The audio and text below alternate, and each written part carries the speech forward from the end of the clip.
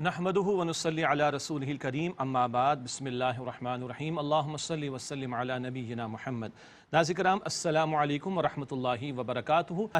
یا ابراہیم اعرض عن ھذا، اے ابراہیم اس معاملے سے اعراض کیجئے، اس معاملے کو چھوڑ دیجئے۔ انہ قد جاء امر ربک، بے شک آپ کے رب کا حکم تو آ چکا، لوط علیہ السلام کی قوم کے لیے فیصلہ تو ہو چکا۔ وانہم آتیہم عذاب غیر مردود، اور بے شک ان پر نہ ٹلنے والا عذاب آنے والا ہے، اور وہ مراد آیا ہی چاہتا ہے۔ اب ابراہیم علیہ السلام کے پاس سے فرشتے لوط علیہ السلام کی طرف گئے۔ لوط علیہ السلام ابراہیم علیہ السلام کے بھتیجے بھی ہیں اور ان کے ہم عصر بھی ہیں، اس تعلق سے کہ ایک ہی عہد میں ہیں، اور لوط علیہ السلام کی قوم کا تذکرہ آ رہا ہے۔ وَلَمَّا جَاءَتْ رُسُلُنَا لُوطًا سِیءَ بِهِمْ وَضَاقَ بِهِمْ ذَرْعًا، اور جب ہمارے فرشتے لوط علیہ السلام کے پاس آئے تو وہ ان سے غمگین ہوئے اور دل گیر ہو گئے ان کی طرف سے۔ وَقَالَ هَذَا يَوْمٌ عَصِیب، اور بولے یہ تو بڑا سختی کا دن ہے۔ یہ فرشتے انسانی شکل میں اور خوبصورت لڑکوں کی شکل میں آئے تھے، اور یہ قوم گندگی کی انتہا پر پہنچی ہوئی تھی، ہم جنس پرستی ہوموسیکشوالٹی کے گندے عمل میں مبتلا تھی۔ لوط علیہ السلام تو پریشان ہو گئے، یہ میرے مہمانوں کے ساتھ برا معاملہ کرنے کو اگر دوڑے تو کیا ہو جائے گا، یہ تو بڑا سخت معاملہ ہو گیا۔ وَجَاءَهُ قَوْمُهُ يُهْرَعُونَ إِلَيْهِ، اور ان کے پاس ان کی قوم دوڑتی ہوئی آئی، مراد برے گندے ارادے کے ساتھ۔ وَمِن قَبْلُ كَانُوا يَعْمَلُونَ السَّيِّئَاتِ، اور اس سے پہلے وہ لوگ یعنی قوم کے لوگ برے کام کرتے تھے۔ قَالَ يَا قَوْمِ، لوط علیہ السلام نے فرمایا اے میری قوم، هَؤُلَاءِ بَنَاتِي، یہ میری قوم کی بیٹیاں ہیں۔ پوری قوم کے لیے پیغمبر شفیق باپ کی طرح ہوتا ہے، یہ میری قوم کی بیٹیاں ہیں۔ ہن اطہر لکم، یہ تمہارے لیے نہایت پاکیزہ ہیں۔ اللہ تعالیٰ نے نکاح کا پاکیزہ بندھن عطا فرمایا، اس پاکیزہ بندھن کے ذریعے نکاح کرو اور تعلقات قائم کرو، یہ فطری راستہ ہے، اور اللہ تعالیٰ نے اسی کی تاکید فرمائی، یہ گندے کاموں کی طرف تو توجہ نہ کرو، یہ بے حیائی کا کام تو تم نہ کرو، تو یہ میری قوم کی بیٹیاں ہن اطہر لکم، یہ تمہارے لیے نہایت پاکیزہ ہیں۔ فاتقوا اللہ ولا تخزونی فی ضیفی، بس اللہ تعالیٰ سے ڈرو اور مجھے میرے مہمانوں کے بارے میں رسوا نہ کرو۔ الیس منکم رجل الرشید، کیا تم میں ایک آدمی بھی نیک چلن نہیں؟ یہ قوم کو پکار رہے ہیں اور ان کی غیرت کو متوجہ کر رہے ہیں، جگا رہے ہیں غافلوں کو، ایک آدمی بھی نیک چلن نہیں، سارے کے سارے گندگی کے ڈھیر پر آ کر بیٹھ گئے ہیں اور یہ گندے ارادے لے کر کھڑے ہوئے معاذ اللہ۔ قالوا، قوم کے لوگوں نے کہا لقد علمت ما لنا فی بناتک من حق، اے لوط تم خوب جانتے ہو تمہاری یہ بیٹی یعنی قوم کی بیٹیاں ہمارے لیے ان میں کوئی غرض نہیں۔ وَإِنَّكَ لَتَعْلَمُ مَا نُرِيدُ، اور بے شک تم خوب جانتے ہو ہم کیا چاہتے ہیں۔ یہ صدیوں پرانی گندگی کا ڈھیر اس قوم کا اللہ تعالیٰ قرآن میں ذکر کر رہا ہے کہ ایسا بھی تاریخ میں ہوا۔ ہاں یہ وہ لوگ تھے جنہوں نے گندے کام کیے، مگر آج تاریخ کیا رقم کر رہی ہے اور کل کا مورخ کیا رقم کر رہا ہے۔ آج دنیا میں وہ اقوام ہیں جنہوں نے قانون پاس کر رکھا ہے، ہم جنس پرستی کے لیے مرد سے مرد کی شادی، عورت سے عورت کی شادی، اس کو پارلیمنٹ میں بیٹھ کے تالیوں کی گونج میں بل بنوا کر قانون کا سہارا دے کر قوموں نے جائز کر رکھا ہے۔ انا للہ و انا الیہ راجعون۔ ہمیں سمجھایا جا رہا ہے ذرا تاریخ پڑھو، رب کائنات قرآن ہدایت کی کتاب تمہارے سامنے رکھ رہا ہے، یہ اقوام نے جب یہ حرکتیں کی تو کیا ہوا ان کے ساتھ۔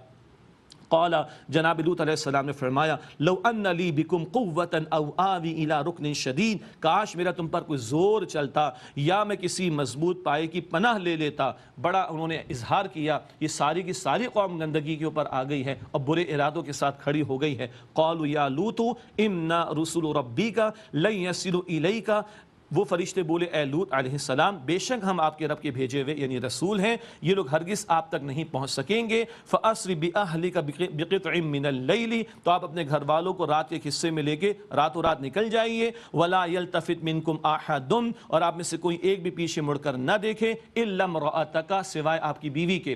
بیٹیاں فرما بردار تھیں لوط علیہ السلام کی، وہ تو ساتھ گئی ہیں، بیوی نافرمان تھی، اس نے نافرمان قوم کا ساتھ دیا، وہ بھی عذاب میں مبتلا ہوئی۔ إِنَّهُ مُصِيبُهَا مَا أَصَابَهُمْ، بے شک جو ان لوگوں کو پہنچنے والا ہے وہ اس کو بھی پہنچ کر رہے گا۔ یعنی یہ بیوی بھی نافرمان تھی، پیغمبر کی بیوی نافرمان، لیکن نافرمان ہے تو قوم کے ساتھ اس کا عذاب کا معاملہ ہوگا، انجام برا ہوگا۔ ان موعدہم الصبح، بے شک ان پر عذاب کے وعدے کا موقع وہ صبح کا وقت ہے۔ الیس الصبح بقریب، تو کیا صبح نزدیک نہیں آ گئی؟ بس ان کا عذاب کا معاملہ آیا چاہتا ہے، تو لوط علیہ السلام کو تو راتوں رات نکل جانے کی تلقین کر دی گئی۔ فلما جاء امرنا جعلنا عالیہا سافلہا وامطرنا علیہا حجارۃ من سجیل منضود، بس جب ہمارا حکم آیا تو ہم نے ان کو تہو بالا کر دیا، یہ بستی اوپر آسمان پر لے جا کر پٹخ دی گئی، اور ہم نے ان پر کنکر کے پتھر لگاتار جو آئے وہ برسا دیے۔ اللہ اکبر، یہ دو باتیں یہاں پر قرآن نے بیان کی۔ کیا؟ ان کی بستی کو اٹھا کر پٹخ دیا گیا، ان پر لگاتار کنکر کے سخت پتھر برسائے گئے، یہ دو باتیں ہیں، اور دو باتیں بھی ہیں۔ ان کو اندھا بھی کیا گیا تھا قرآن بتاتا ہے، اور ان کو ڈیڈ سی میں، بحر مردار میں غرق کر دیا گیا، وہ سمندر جہاں مچھلی بھی زندہ نہیں رہتی، ان کو غرق کر کے اللہ تعالیٰ نے نشان عبرت بنا دیا۔ یہ گندگی کے عمل کرنے والے، یہ ہم جس پرستی کا معاملہ کرنے والے، یہ فطرت کے راستے کو فراموش کر کے گندے کام کرنے والے، اللہ نے ان کو قیامت تک کے لیے نشان عبرت بنا دیا۔ بہت واضح باتیں۔ آج کیا کچھ نہیں ہو رہا، گندگی کی دعوتیں، بے حیائی کی دعوتیں، نکاح کے پاکیزہ بندھن کو فراموش کر کے مرد و عورت کا آزادانہ اختلاط اور زنا کے نئے نئے طریقے، انا للہ و انا الیہ راجعون، یہ اللہ کے عذاب کو دعوت دینے کے مترادف۔ اور نوٹ کیجئے، یہ قوموں کے واقعہ صرف کہانیوں کے طور پر نہیں، اللہ بتا رہا ہے، دکھا رہا ہے کہ میٹا فزیکل کازز بھی ہوتی ہیں قوموں پر عذابوں کے آنے کے لیے۔ میٹا فزیکل کازز کا مطلب قوموں کے کردار کے بگاڑ کی وجہ سے کبھی زلزلہ آتا ہے، کبھی طوفان آتا ہے، کبھی آندھی آتی ہے، کبھی پتھر برسائے جاتے ہیں، کبھی ان کو غرق کیا جاتا ہے۔ یہ ان واقعات میں ہم پڑھتے جا رہے ہیں۔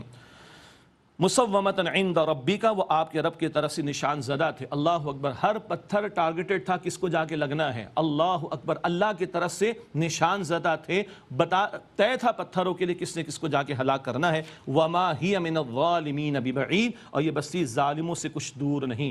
ظالموں سے مراد مشرکین ہے۔ شام اور مدینہ کے درمیان جب یہ سفر کرتے تو اس بستی کے کھنڈرات ان کے سامنے آتے تھے، اس کی طرف اشارہ۔